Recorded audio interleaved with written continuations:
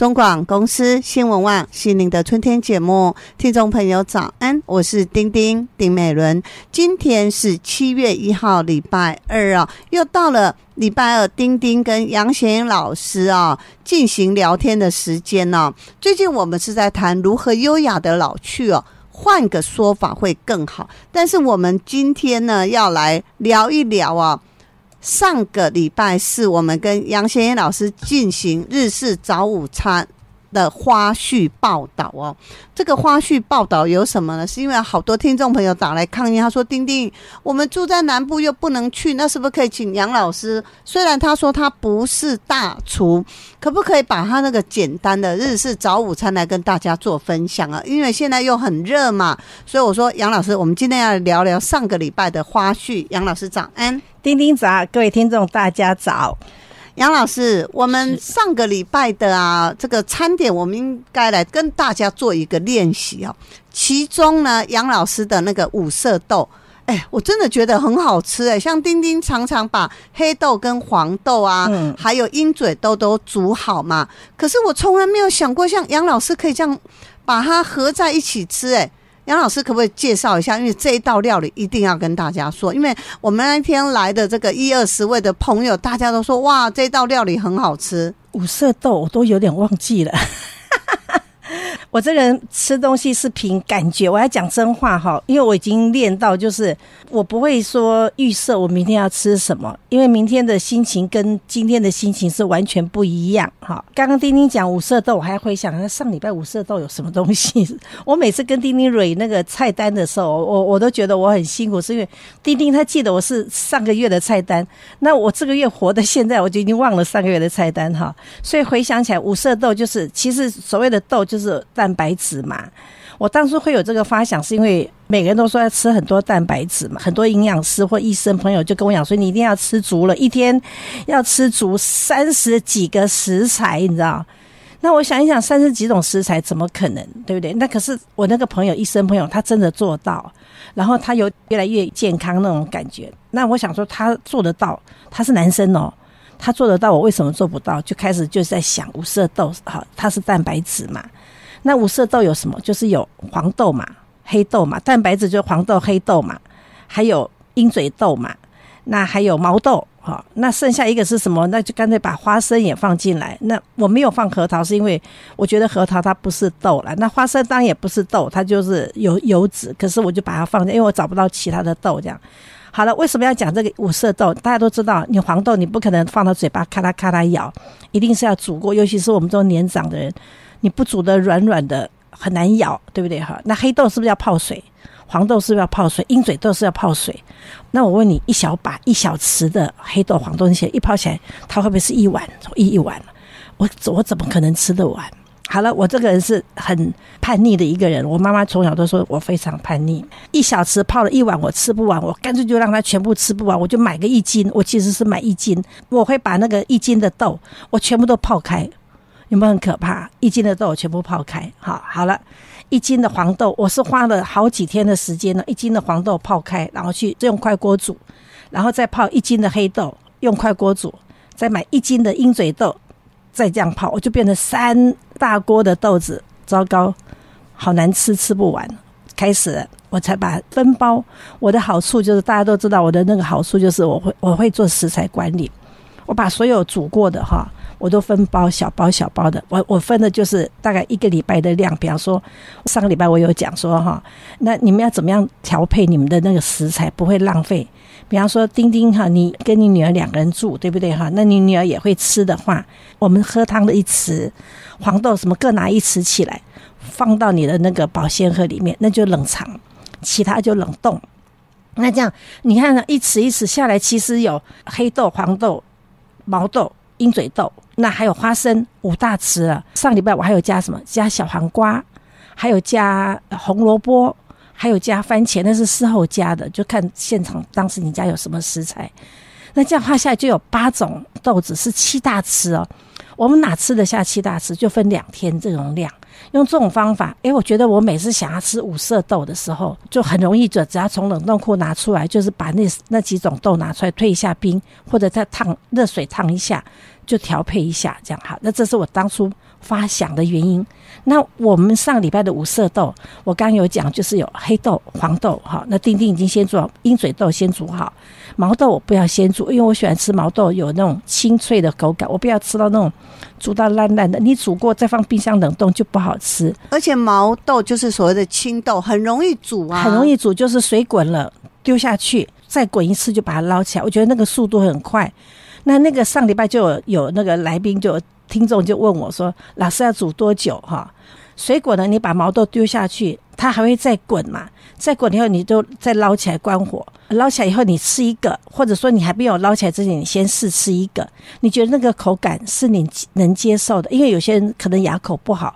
然后假如你觉得太硬了，我再继续煮，再1分钟。还是太硬的话，再继续煮3分钟。那我觉得我的牙齿蛮好的，所以我丢下去以后，水滚了，我就捞起来，那个软硬度是我爱的，这样好。我们有毛豆、鹰嘴豆、黑豆、黄豆，上礼拜没有花生，我把那个小黄瓜当场，小黄瓜不用事先做，当场切丁，然后盐巴稍微抓一抓，让那个涩涩的味道跑掉，一点点的盐抓一抓，然后红萝卜我也切丁，就顺手就烫起来。番茄我是把那个里面的那个汁有没有先取出来，那个汁我留了当生菜用，好，取出来也是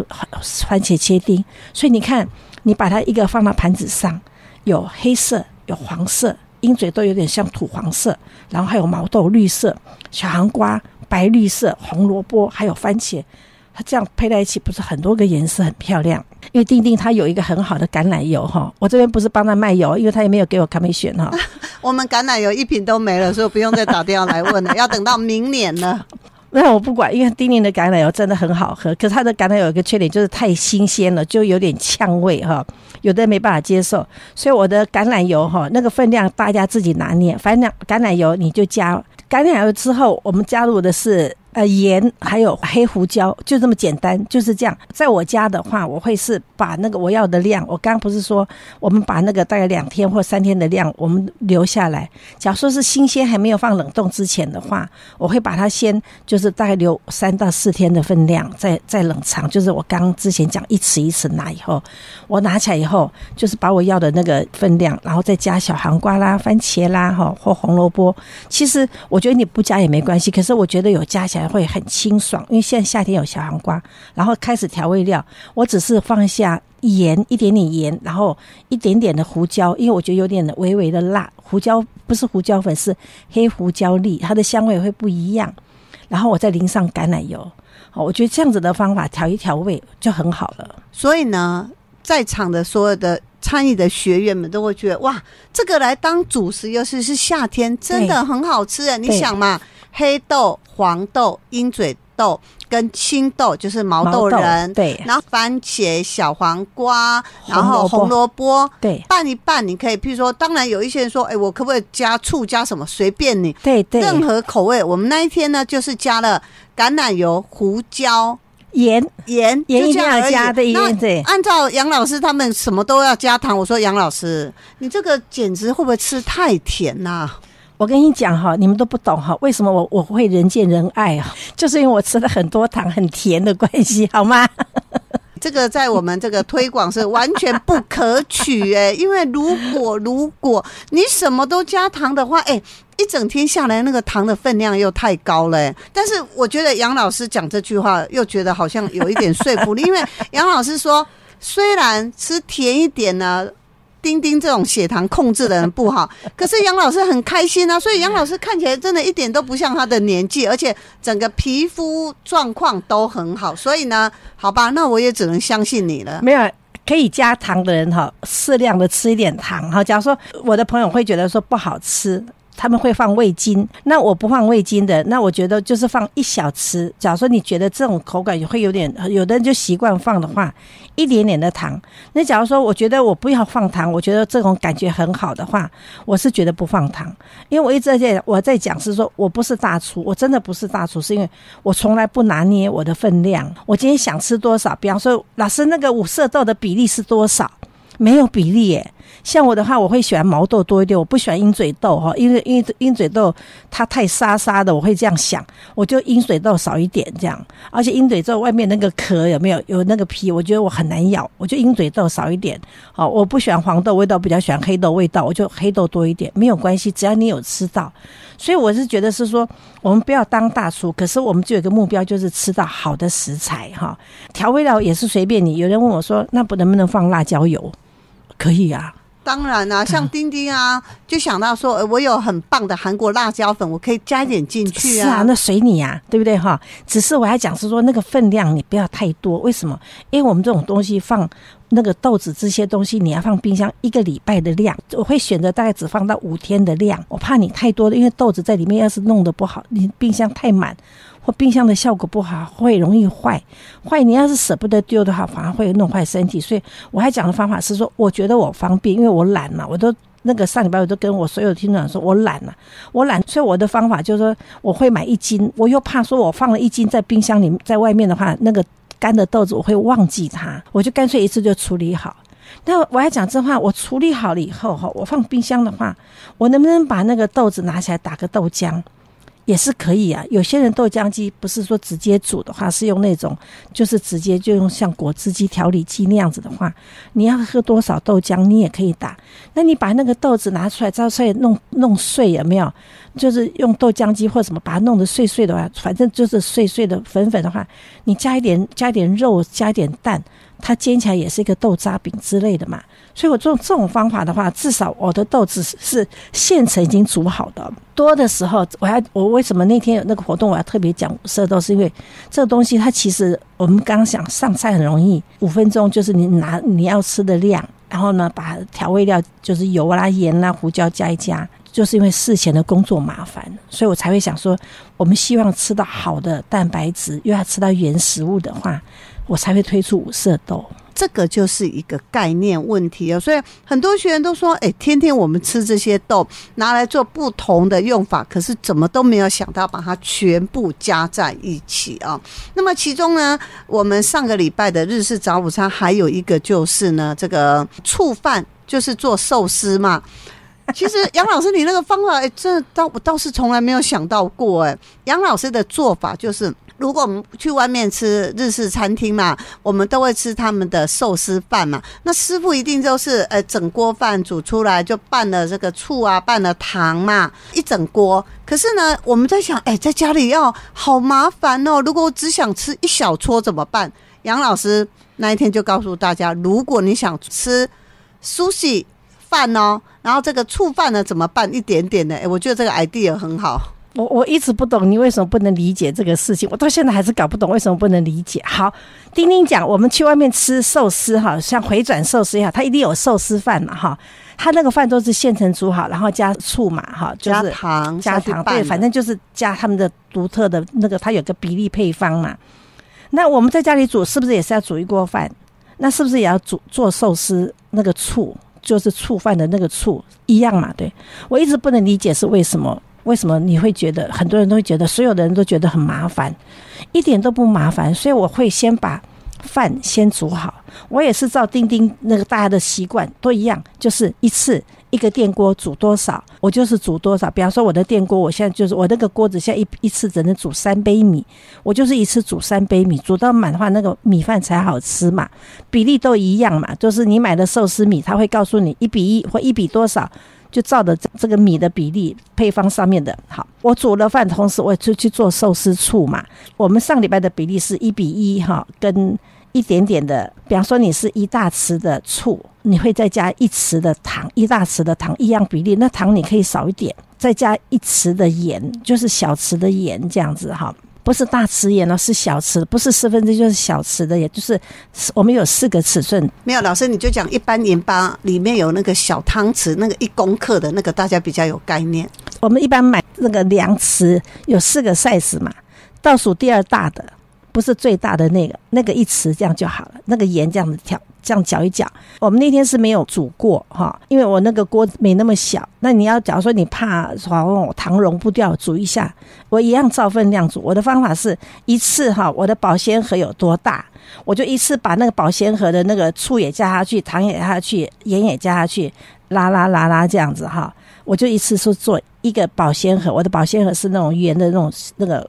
长形的，就高一点的。我一次把一盒的保鲜盒的醋饭先做好。等一下，老师那个一盒的保鲜盒是很小一盒，不是大家想象说一个大乐扣那个，不是，就是大概我们手掌这样握起来，像碗一小碗而已哦，不是一大碗哦。我要先讲，我刚刚为什么讲比例，是因为你家的保鲜盒多大我不知道，那你就照比例，比方说你家的保鲜盒可以放到8匙的水那个量，你就干脆就是3匙的醋，3匙的糖，好，再加一点点的大概3小匙的盐，这样子搅一搅，刚好把那个保鲜盒就那个量满的就好了。假设你家的保鲜盒比我家的大，我家的是很小的，我家大概只能放1匙的醋跟1匙的糖，我说那个是大匙，好，那顶多就是2匙就满了，那个量就是小一点的。假如你家的保鲜盒比我家的大一点，你想要做你喜欢吃寿司，你就是照那比例1:1嘛，就是3匙或4匙的醋，你就要放4匙的糖或4小匙的盐，就这样子。不过老师，我觉得这个比例也不一定啊，像丁丁是比较喜欢吃酸的人，杨老师不爱酸嘛，所以搞不好我自己在调配，我就会醋的比例比糖再多一点，这个我应该是随着自己来调配吧。所以我们那个上礼拜就在吵架中咕噜的因为杨老师就一直说要加糖，丁丁就一直说不要，所以呢，我就会觉得说，我们开始要跟他蛋姐来往了。幸好杨老师我们不是一家人啊，否则我们那个口味，你喜欢吃甜，我喜欢吃酸，那我们该怎么办？没关系，现在大家当朋友还可以假装善意说啊，没关系啊，你就吃吧。啊，没有关系，好，我们就做2盒嘛。好，我们家先生以前我很爱吃辣，他不吃辣，他是完全不能吃辣哈。我女儿也完全不能吃辣哈，那怎么办？那就做2盒嘛。你懂我意思，就是说你假如爱糖的，所以你要标明就是你这边糖多或糖少，或用颜色嘛。那假如说你不喜欢吃糖的，有的人就是不喜欢吃糖。我跟你讲，什么叫不喜欢吃糖？我一个朋友在山上种的那个红肉梨有没有？他盛产，他叫我们去采。好，那红肉梨我又不太喜欢，因为采了多少你拿回来就要做果酱，对不对？你知道吗？1斤红肉梨我配1斤的糖，我还是觉得太酸。我那朋友哈，一开始放下去说我要加糖，我说你先不要加糖，我试吃看看。他说好好吃欸，红肉梨是没有加糖，他说好好吃。你说那种酸的人，我怎么可以跟他在一起？所以呢，丁丁才要说，就是呢，杨老师教导大家做这个醋饭哦，都不是刚才杨老师前面讲的重点。重点是什么？你知道，有一些人觉得我要先把醋啊、糖啊、盐巴每次都要重新调配，很麻烦嘛。所以你可以，如果你假设这个夏天啊，你想要做这个醋饭的话，可以先把你的醋、糖、盐哦。先调好，放在一个玻璃瓶里面哦。那你随时都可以调我觉得这个 idea 好。对，我当初就是因为我们的 Yellow 讲一大堆，其实因为是没有什么好谈的啦哈。我要讲的是说，我也是跟大家一样，就先把该有的寿司醋我调好，该有的饭我煮好了。我重点再来了哈，我们家先生跟我一样都不太敢吃太多的米食，就是淀粉类的，因为要减。我爱吃糖哈，可是我没有那么爱吃淀粉。我认为里面糖跟淀粉是2码事，虽然它其实是一样的东西，可是我就觉得糖是让我兴奋哈，那米饭是让我痛苦变胖的哈。我今天假如早上起床，或者说不是背定什么时间，我只想要吃1口寿司，有没有可能办得到？你就算你去外面吃回转寿司，它一盘也有2个嘛，对不对？但我不要，我只想吃1个，能不能办得到？问题就在这里。我有的时候早上起来，我就想要吃寿司饭，可是我只想要吃1口，我就会把那个饭我都会先分包好，大概我跟我先生大概3口饭的量就是1小包或者1个小保鲜盒，我用外面有卖小保鲜盒，然后我加热以后就加就是1/8匙或者1/4匙的米醋，那个寿司醋可不可以？可以啊，反正我都已经调好了，我就随时加，不够酸不够甜，好，这时候再多加2匙或多加1匙。我们是不是在家里面很容易做得到客制化的寿司？因为有些老人家我想吃寿司，可是他的食量不大，他只想吃一口，这个时候我们才做得到。其实我要讲说，我一直讲说我不是大厨，我是食材管理。所以有的人像夏天，我们会说真的是你有寿司醋这个食物的话，它其实是对身体好的，因为醋本身是好的嘛哈。那你只想要吃少少的话，就不一定要去外面买，在家里面你也可以做得到。我是因为这个点子，不是因为那个配方我想了好久呢，又一下子就被丁丁我不要加糖。我那天我真想当场就是当场想要翻脸就走人吗？对，我当场这个明明是我精心研究出来的配方，多好，1比1，你知道吗？其实后来我有偷偷再加一点糖下去，我有发现，而且老师临时加那个糖都散不了，所以被丁丁发现了。结果每个人都说，丁丁问大家说要不要再加醋，每个人都不要。你看每个人都像的我。我们要讲就是这个方法，其实是最主要是教大家就是你要吃多少，好，你就可以放多少。所以今天我们跟杨老师聊天的时间，我们就谈到了上个礼拜我们的日式早午餐啊。当然这个每一道料理都很好吃啊，因为杨老师辛辛苦苦煮的再怎么不好吃我们也要说好吃，不过是真的好吃。但是它里面有很多的 idea 我觉得倒是不错。所以听众朋友，如果你想要这一个不是食谱的，而是你想要这个方法的话，丁丁可以把杨老师传给丁丁这个备忘录呢传给您哦。所以杨老师，我们就下礼拜见。下礼拜见哦，拜拜。中广公司新闻网心灵的春天节目，听众朋友早安，我是丁美伦。今天是7月1号礼拜二。最近我们跟保健食品工程师冠伟老师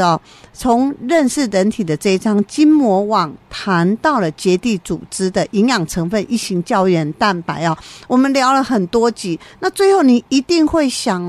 那么市面上琳琅满目的胶原蛋白有百种，我该怎么选呢？因为我们谈到了一型胶原蛋白，上次丁丁在节目当中不是有聊过吗？很多大姐们阿姨们都跟我说，丁丁，其实我吃最早的这个所谓的保健品就是胶原蛋白嘛。因为我们女人这个想到爱漂亮只要人家稍微一讲就觉得对要补充，甚至有一些人在40几岁就补充更何况他现在50几、60几、70几就会觉得说，我胶原蛋白流失了，我是不是看起来比较容易老，那个端一端的支撑力不够呢？因此呢，我们今天这一集要跟冠伟老师聊到这么多的胶原蛋白的产品呢，我们要怎么选才是对身体最好的呢？冠伟早安。各位听众早安，丁丁早安。冠伟，你给丁丁的讲义有谈到一句话，我觉得很好玩是他说你常常提醒一般的朋友，因为你经常做演讲嘛，你说要挑选保健食品，就一定要像挑保险一样挑得细看得懂可是你这样讲丁丁不大赞成。很多人在买保险其实根本就看不懂就签了，就觉得好像有保险，好像有买到等到真正要理赔的时候呢，这个也没理赔，那个也没理赔。因为很多这种定型化的这种知识契约小字太多了，老花眼了，其实看这些小字非常吃力。那但是呢，你要说保险，很多其实讲起来是先买个安心了。那实际上真正有用的呢，可能就是像一些医疗险，确实它也是蛮有用的。对于一些人，可能对于说你可能疾病啦什么的，就有一个经济上的一个后盾，我觉得其实也是不错。但是有一个大哥就跟我说，丁丁，保险，像我都70几岁，很多保险都不能买了嘛。后来他儿子就跟他安慰说，爸，你不用担心，什么样的人需要买保险？是呢，可能比较穷的人需要买保险。当你有钱的时候，根本不需要买保险，你用这些钱去付就好啦。话听起来好像也有那么一点道理是因为保险本身本来就是一个社会互助的概念，大家每个人出一点小钱，预防就是说真的有这个风险产生的时候呢，那临时呢可能就没有办法支付这个医疗费用，那大家互助互相帮助。那当然如果你是一个经济上不虞匮乏比较充裕的人，可能不太需要这些保险就像有些人开着那种名车我们知道车子都要做汽车保险，如果你是动辄1000万以上的车，那个保险费都是50万到100万，那可能他也是觉得反正车子撞了我就自己修就好，我也不需要保险公司来帮我支付，所以他甚至连这个也省下来，这其实是一样的概念了。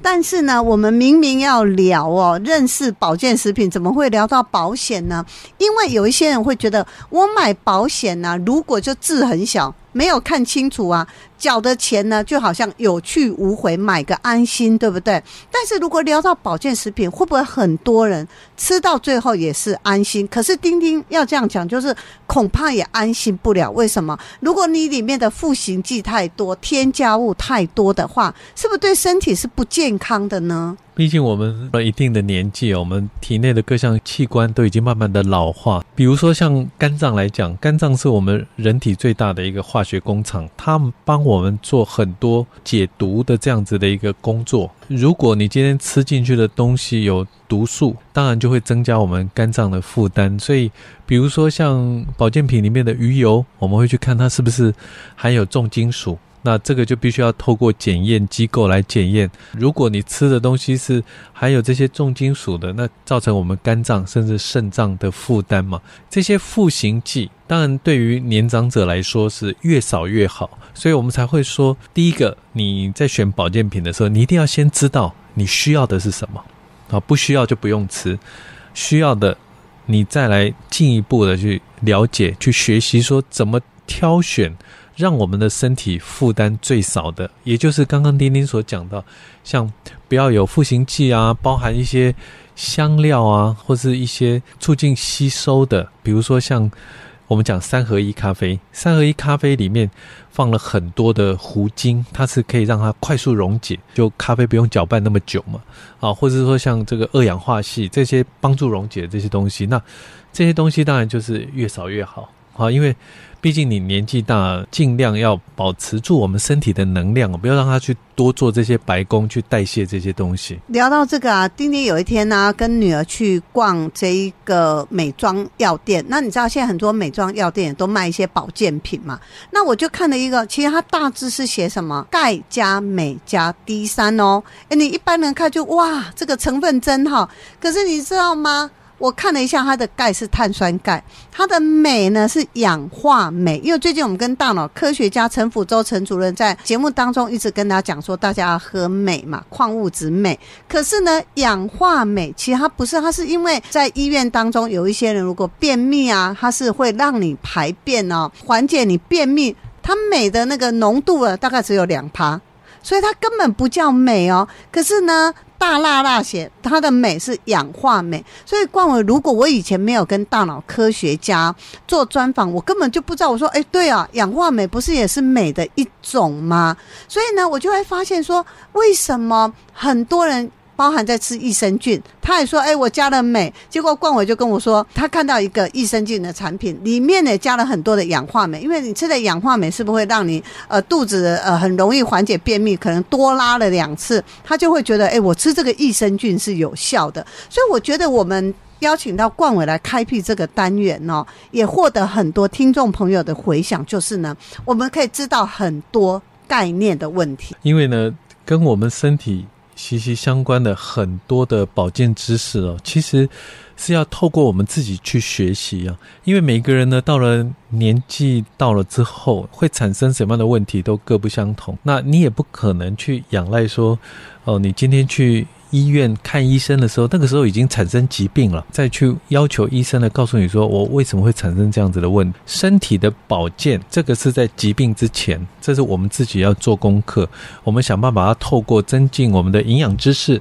学习如何去运动，然后怎么样去适度的休息，然后让我们的身心达到平衡，这些都是我们在人生下半场需要花更多心力去学习的功课。谈到学习的功课，最近我们不是跟大家讨论到一型胶原蛋白吗？那刚才丁丁不是讲吗？很多人是从年轻就吃，尤其是一型胶原蛋白吃到现在这个有百种，我们到底要怎么选？上次我们在聊到胶原蛋白第二集的时候，我们有稍微谈到，最近呢这几年很 hit 的就是从鱼鳞萃取出来胶原蛋白。那个时候冠伟有稍微聊到，就是呢鱼鳞萃取的胶原蛋白不是不好哦，这当然也是一种医药科技、药品科技的一个新发现嘛。只是呢，为什么冠伟你还是建议大家要挑哺乳类的这个胶原蛋白呢？在最近10年内了哈，就是比较多的这个胶原蛋白都是取自于这个鱼体胶原蛋白的原料。在过去呢，其实胶原蛋白它是一个非常常青的一个保健品，应该是说在这个保健市场里面呢，在流行了至少有超过40年了。早期呢，这些胶原蛋白的原料呢，都是以德国啦或是美国的这些原料商呢为这个进口的大宗，所以过去呢大部分都是从这个地方进来。那他们所采用的大部分是以牛或是猪作为这个胶原蛋白的原料来源，那经过这个水解之后呢，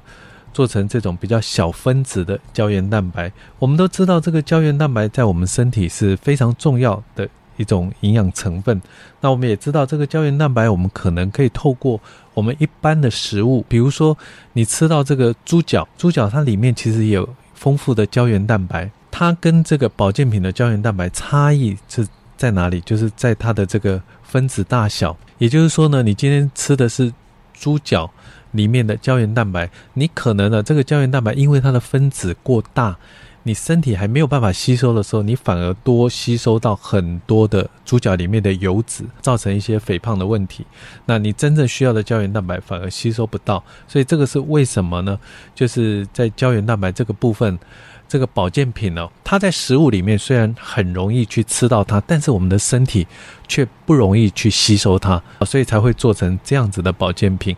那过去呢，为什么这个早期保健品的生产大国，包括这个美国、欧美这些国家，他们用的都是这个来自于牛或猪的。牛当然后来用的比较少，那是因为狂牛症的问题那主要还是以猪体来源的比较多。那是因为猪呢，它的本身的这个胶原蛋白里面所含的强腐氨酸的比例呢，跟我们人体是最为接近的，因为同样都是哺乳类动物。那我们也知道胶原蛋白我们要吃的主要就是这个里面具有弹性螺旋结构的强腐氨酸。所以我们一般在讲这个胶原蛋白的纯度够不够高的时候，我们讲的是这个胶原蛋白里面强腐氨酸的比例。哺乳动物里面呢，在未经过这种加工处理之前在活体生物里面它占的比例是 13% 左右。经过这些水解加工做成保健品之后呢，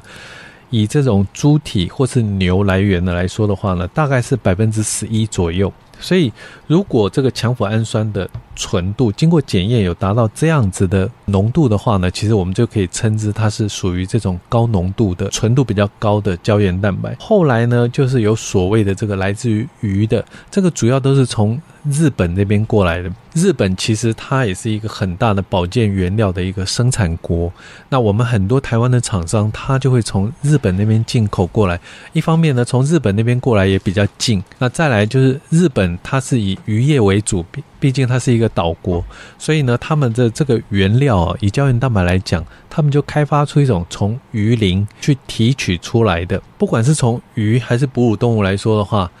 当然它有各自的优点跟缺点了。那我们现在讲到说这个，一开始我们先讲哺乳动物类的。哺乳动物类的当然它的优点是什么？就是说它的这个强腐氨酸，也就是说它本身的这个结构跟我们人体是比较接近的。我举个例来说，比如说像我们皮肤烫伤的时候，治疗这个烫伤的皮肤的时候，我们会使用一种就人工的皮肤。这种人工的敷料呢，其实很多是用这个猪皮去制作的，早期都用这种去制作的。它的这个本身的胶原蛋白的结构跟我们比较像，我们人体的这个吸收度会比较好。过去呢，在这些欧美的保健大国，他们都是以这种哺乳动物来作为原料来源。那就日本来讲的话，因为他们鱼的取得比较容易，所以他们就开发出用鱼鳞或者是这些鱼体去萃取这个胶原蛋白。它的优点跟缺点是这样子，就是说以它的这个优点来说的话，是它的分子量会比这个哺乳动物类的还要再少一点。我们刚刚前面讲，你从这个猪脚里面你也可以吃到胶原蛋白，吸收度是取决于这个食物的分子的大小，那这个专业的术语叫做这个分子量，分子量的单位是道尔顿。如果是以这个猪脚、猪皮里面的这个胶原蛋白，它的这个分子量是大概在100万这样子的单位，所以当我们吃进去之后，我们体内要透过很多的酵素去分解这个胶原蛋白，把这个蛋白质切成分子量比较小之后才能慢慢吸收，所以它的吸收度有限。冠伟，其实大家都知道哦，现在如果你真的要补充胶原蛋白，绝对不是说啊，你多吃一点猪皮、鱼皮啊，或者鸡皮这之类的嘛。但是你知道吗？就有一个奶奶跟我讲啊，因为她今年80几岁，她皮肤看起来还不错哦。然后她就跟我说，她从年轻到现在，她都喜欢吃这些东西哦。所以她说，你看我的皮肤啊，油脂都很好。但是呢，我就跟她说，那你请问大姐，你今天来找我做什么？他说他们有家族性的胆固醇高、三酸甘油脂高。后来冠文我就在想说，会不会是他长期吃这些东西造成他的内脏脂肪是偏高，可是他自己不自觉，但是他又觉得说这些东西软软糯糯的好入口。现在不是说老人家不要吃太清淡嘛，要吃油一点，因为我们大脑70%是油嘛。可是呢，后来我在想，如果70%是油，我们是不是应该吃另外比较好的油脂呢？所以我们过去常常在讲说，我们要多补充好油，不管是来自于植物性的还是好的高浓度的鱼油，这些 Omega-3 呢，其实就是对我们身体的健康是非常有帮助的。那当然这位奶奶呢，她长期这样子在补充这些富含这个胶原蛋白，这些猪皮或是猪脚、鸡脚等等这些东西，那当然它是可以补充到很丰富的胶原蛋白啊。我也相信她皮肤一定很好，但是呢，这个你长期吃这些食物来讲的话呢，这个造成你的这个血脂的问题这个几乎就很难避免。所以如果有这样子的习惯呢，就更要去注意就是补充一些高浓度的鱼油，把这个血脂的问题先做一个预防，以免呢到时候这个血脂过高，它可能产生中风啊，或是这个血管堵塞等问题。所以谈到了我们在选各种保健品啊，其实真的还是一分钱一分货。那过去我们不是讲说有一些胶原蛋白，它都强调说，你看我们这个分子小到一放到水里面就速溶即溶，这个让我想到以前我们不是有种奶粉吗？一放到水里面它就是即溶，这个叫即溶牛奶、即溶奶粉嘛。那会不会胶原蛋白是这个概念？可是我还记得冠伟跟我讲过说，只要能够做成胶原蛋白，它本来就是分子小，所以不要去太 care 它是不是一放到水里面就马上溶的这个问题。真正的胶原蛋白呢，它还是有一些胶质的特性它会不会溶于水，这个其实跟它的这个分子量大小其实是没有关系的。我们刚刚前面讲，你如果来自于这个食物里面的胶原蛋白，它的分子量是在100万，那经过处理之后，只要在1万道尔顿以下，我们通常就可以把它称之为生态。如果是来自于哺乳动物的，那它大概都是差不多在3000道尔顿左右。那我们前面讲到说，现在这几年有很多来自于鱼体的日本的这种胶原蛋白，那它当然它的最大的优点就是它的分子量更小，它可以做到大概是500道尔顿。但是其实呢，对于我们身体来说啦，你只要从原来的100万缩小到1万以下，不管是3000也好500也好，其实对于它的这个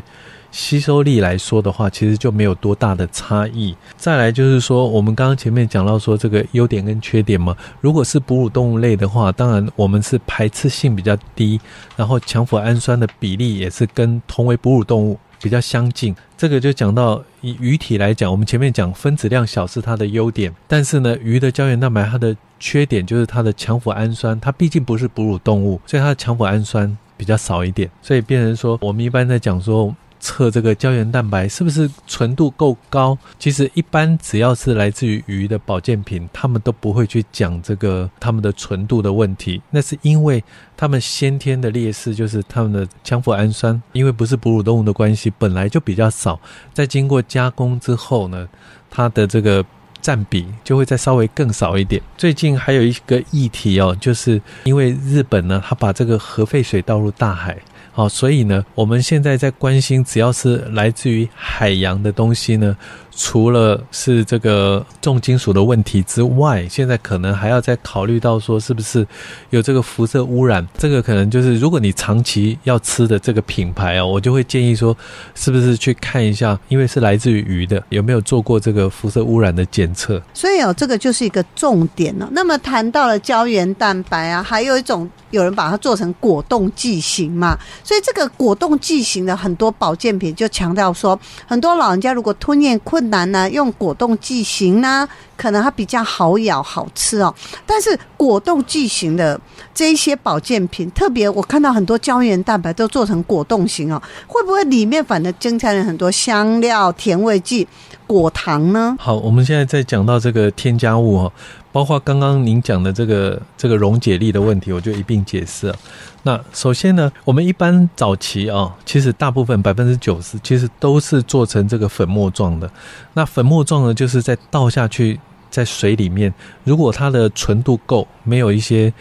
添加物的话，通常它倒进去之后呢，3分钟以内它一定会化成整杯的白开水，完全清澈透明的，不会有任何沉淀物。那这个是纯度比较好的，但是呢它不会说倒下去之后它立刻就全部溶解，只要是它纯度高的，会有一点胶质的特性，倒下去之后它会稍微在这个水面上结块。这个时候呢，你如果要快速溶解的话，你还需要再做一些搅拌的动作，那它才会慢慢的变成溶解到这个水里面。如果你是倒下去之后，它整个粉就立刻沉下去，然后就化开的那种通常呢就是可能里面有加一些赋形剂，比如说糊精或是二氧化硒之类的。尤其糊精我们最常见的就是这个3合1即溶咖啡，这种即溶咖啡里面大概有 50% 是这样子的成分，它就会帮助它快速的溶解。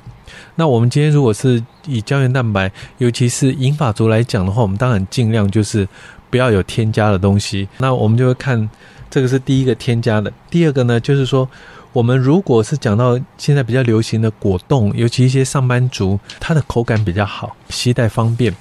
但是它的缺点是什么？它的口感好一定要做调味，这个调味免不了你要加一些果汁粉加一些糖还有呢就是加一些香料等等那再来就是要做成果冻状，还有一些赋形剂等等。那这些呢就是一些属于它可以在食用上面增加一些适口性，也就是我们讲的说口感比较好那吃起来比较不会那么枯燥，也不会那么麻烦，它就像果冻直接吃进去。但是呢它对于这个银发族来说的话呢，它的缺点就是它的赋形剂以及添加物太多了，变成就是说增加我们肝脏、肾脏代谢的一些障碍与困难。那再来就是呢，我们老人家呢，他的这个吞咽它的功能比较没有那么好，我们会发现到一定的年纪，有时候常常连喝水都会呛到，所以这些果冻有个问题，就是可能怕会在喉咙噎到。它是适合年轻人，所以它一般呢也会加很多的这个香料、调味等等，让这个年轻人的接受度比较高。但是如果是对于长者来说的话，我会比较建议就是选用这种纯的胶原蛋白，里面不要有做任何的添加，那也不需要去做一些医美配方的添加，比如说像加什么赛洛美啦，那些如果是说针对美白、针对皮肤漂亮的，那个有专门针对年轻人的胶原蛋白的配方。那如果你是着重于保健类的话呢，那我就会建议用纯的胶原蛋白，因为我们纯的胶原蛋白，第一个只要分子小、好吸收，强脯氨酸够高，纯度够高，那我们就是用来什么？帮助我们的硬骨，帮助我们的结缔组织，帮助我们的血管，让它比较有弹性。那这些用途呢，其实呢，它只需要什么？纯的胶原蛋白有良好的包装，那这样子其实就达到我们所需要的目的了。所以我们针对认识保健原物料的概念，一型胶原蛋白我们这几集的录音到这边告一个段落。但是听众朋友，如果你有任何的问题呢，你还是可以来跟丁丁做联络。那如果丁丁不懂呢，我就会来问我们的冠伟老师冠伟，我们就下次见啦。 OK， 下次见，拜拜。广公司新闻网心灵的春天节目，听众朋友早安，我是丁美伦。今天是7月1号礼拜二7月1号呢，也是暑假的正式开始因为7月8月天气非常的炎热，所以听众朋友，如果你出门的时候一定要非常的小心，注意防晒的问题那么虽然感觉上好像冬天比较容易中风，容易有心肌梗塞的问题，但是因为夏天有时候室内室外的温差很大，所以也是要小心这一方面的病症那么出门呢，一定要记得防晒尤其是这么强的紫外线对我们眼睛其实有非常大的伤害那么我们林立琼中医师前面8堂课主要是以经皮刮痧为主，课呢已经结束了，但是我们从下礼拜二7月8号开始呢，我们一样会有8堂课就是从各种的症状病症来做探讨。那因为我们林立琼老师他是一个中医师嘛，所以我们会从中医的角度来看待这一个所有的症状那么听众朋友呢，您可以在7月8号下礼拜二来我们的台北市敦化南路1段57号11楼之5呢来上课那么赖志成老师的温热刮痧呢，我们是在7月14号，就是下个礼拜五呢下午要开课。那么礼拜五呢，您都可以来我们长青协会一日游，因为礼拜五早上是我们赖志成老师健康管理学的课程最近呢，我们要聊到最基础的营养学的课程我们要导读一本书赖老师说好像很多人对这种基础的营养学的概念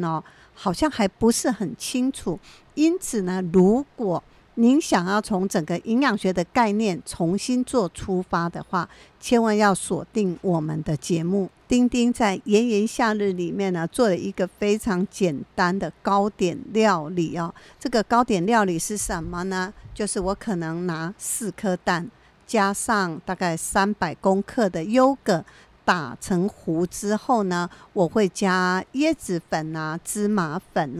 那么很多人说这样不好吃都不甜，所以丁丁第一次呢是加葡萄干那后来我们办公室有苗栗张庆张大哥送的酒梅我就把酒梅也加进去，没想到颇受好评大家都觉得蛮好吃的。后来呢，我又在这个配方里面加入枸杞汁大家也觉得不错。那么呢，你可以把它全部调匀之后呢，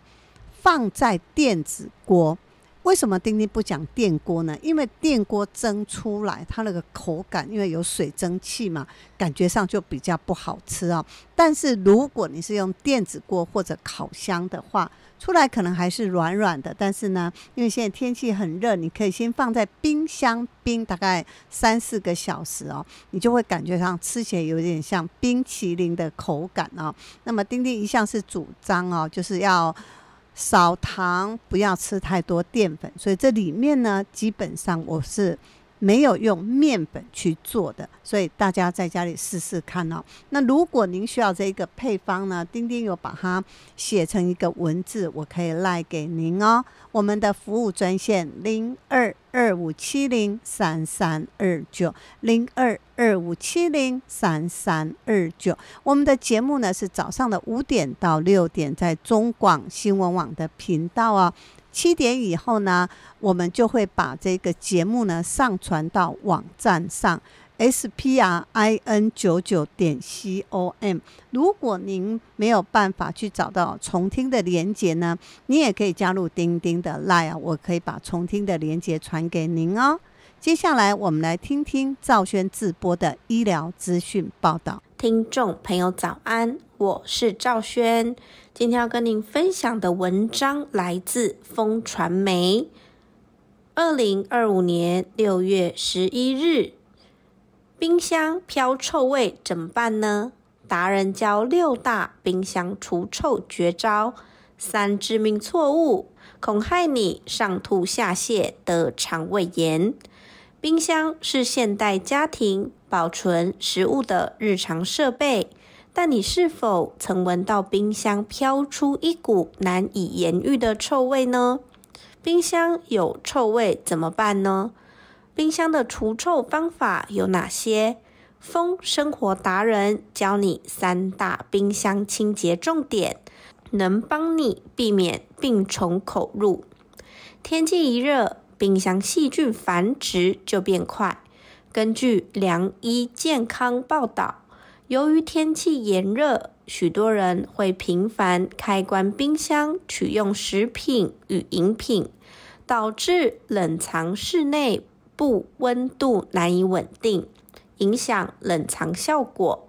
再加上部分家庭习惯将大量食物长期存放于冰箱，生食与熟食混放，若未妥善分隔封存，加上未定期清洁冰箱内部，